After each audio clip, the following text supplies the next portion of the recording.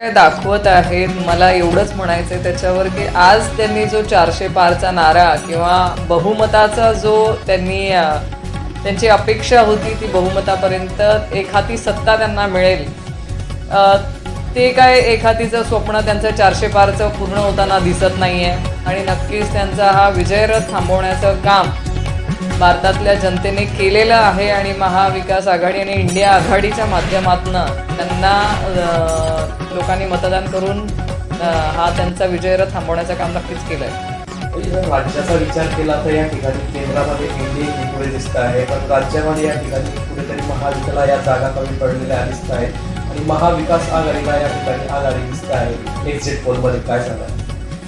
महाविकास आघाडीसाठी महाराष्ट्रामध्ये आम्ही प्रचार करत असतानाही जो आम्हाला लोकांचा प्रतिसाद मिळत होता तो आम्हाला त्याच वेळेस ह्या रिझल्टची आम्ही बघितलं की हा रिझल्ट आपल्याला मिळणारच आहे, कारण त्यावेळेसच लोकांचा आम्हाला प्रतिसाद चांगला दिसत होता. आणि महाविकास आघाडीच्या आज रोजीच्या एक्झिट पोलमध्ये आपण जागा बघतोय तर ह्या जास्तीत जास्त जागा आमच्या निवडून येत आहेत आणि त्या निवडणुकीच्या वेळेसच आम्हाला विश्वास होता की जास्त जागा आपल्या निवडून येतील. एक्झिट पोलमध्ये बारामतीमधून सुप्रिया सुळे हे आघाडीवर दिसत आहेत, काय सांगाल?